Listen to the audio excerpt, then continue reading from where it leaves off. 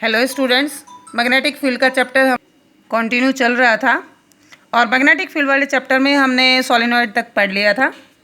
अगर आपने नहीं पढ़ा है तो उन वीडियोस को जरूर एक बार रिवाइज कर लीजिए। आई होप कि आपका कॉन्सेप्ट अच्छे से क्लियर हो जाएगा। आज का हमारा टॉपिक है force on current carrying conductor placed in magnetic field. एक बार रिकैप करते हैं सारे सिलेबस को। आपने इस चैप्टर में ये पढ़ा कि जब कोई कंडक्टर होता है उसमें हम करंट पास करते हैं तो वो खुद भी मैग्नेटिक फील्ड बनाता है। फिर हमने ये देखा कि मान लो ये कोई कंडक्टर है और इसमें इधर से करंट जा रहा है, इधर निकल रहा है, तो ये as a north as a south काम कर रहा है, एक पूरी मैग्नेट बन रही है। राइट एंड थंब रूल से आपने डायरेक्शन भी दे दी, यहाँ पे एंटी क्लॉकवाइज, यहाँ पे क्लॉकवाइज आएगा। फिर हमने देखा कि अगर किसी लूप में से करंट फ्लो कर रहा है ऐसे, तो उसका एक एंड नॉर्थ और एक एंड साउथ काम कर रहा है। अगर आप किसी आयरन रॉड पे कॉइलिंग कर दे तो वो सोलेनॉइड बन के इलेक्ट्रोमैग्नेट बन रही है। आज टॉपिक आपको कह रहा है कि करंट कैरिंग कंडक्टर है, तो इसका मतलब क्लियर है कि उस कंडक्टर का भी मैग्नेटिक फील्ड है। करंट कैरिंग कंडक्टर है क्योंकि उसके अंदर करंट है, तो उसका खुद का मैग्नेटिक फील्ड भी है। और हमने उस मैग्नेटिक फील्ड को प्लेस कर दिया किसी और दूसरे मैग्नेटिक फील्ड में, तो ऑब्वियसली फोर्स एक्सर्ट करेगा। आपको याद होगा हमने लास्ट वाली वीडियो में दो मैग्नेट के रिपल्सन और अट्रैक्शन आपको करके दिखाए थे, कैसे वो दूर से उसको अट्रैक्ट कर रही थी, रिपेल कर रही थी, तो फोर्स एक्सर्ट कर रही थी तभी तो। अब आज हमारे पास एक कोई कंडक्टर है, let me suppose this one is the conductor having length L, और इसमें से ऐसे करंट फ्लो कर रहा है, तो ऑब्वियसली आपको क्लियर है कि इसके अराउंड एक मैग्नेटिक फील्ड जरूर होगा। और सपोज कीजिए हमने इसको किसी मैग्नेटिक फील्ड में रख दिया जो इसके साथ एंगल बना रहा है थीटा। ये मैग्नेटिक फील्ड है कोई। अब ये लाइनें अगर इधर से इधर जा रही हैं तो आपको क्लियर है कि कोई स्ट्रॉन्ग मैग्नेट है जिसका नॉर्थ यहाँ है और साउथ यहाँ है, यानी कि इधर हमारे पास कोई मैग्नेट है और हमने उसमें ऐसे कंडक्टर को प्लेस कर दिया कितने एंगल पे, थीटा पे। अब देखो भाई, अब इसका कंडक्टर का खुद का मैग्नेटिक फील्ड है, उसको आपने किसी दूसरे मैग्नेटिक फील्ड में रख दिया तो आपस में लड़ाई तो होगी, यानी कि फोर्स एक्सर्ट होगा कंडक्टर पे। इसका डेरिवेशन आपके सिलेबस में नहीं है कितना होगा, फिर भी मैं आपको बता देती हूँ। F will be ILB sine theta. जितने एंगल पे आप उसको प्लेस करेंगे, L is the length of conductor, I is the amount of current flowing through the conductor and B is the magnetic field जिसमें आपने उसको रख रखा है।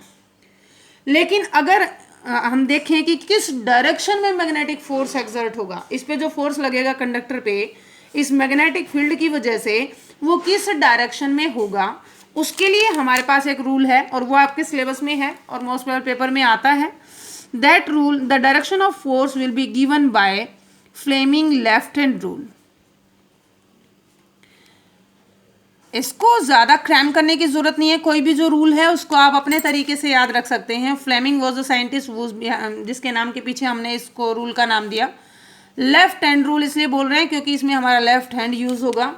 अब एक बार समझ लो, मान लीजिए कि हम अपने लेफ्ट हैंड को ऐसे स्ट्रेच करके रखते हैं, इनको, थंब को, फोर फिंगर को और मिडल फिंगर को लाइक दिस, कि वो आपस में एक दूसरे के परपेंडिकुलर रहें। तो देखिए इसमें कौन किसको रिप्रेजेंट करेगा। ये जो थंब है और फोर फिंगर है और मिडल फिंगर है, इसमें जो फोर फिंगर है वो मैग्नेटिक फील्ड को रिप्रेजेंट कर रही है, मिडल फिंगर करंट को रिप्रेजेंट कर रही है। नाउ सी, मैग्नेटिक फील्ड किस डायरेक्शन में है हमारे डायग्राम में, इधर, तो ये डायरेक्शन होगी।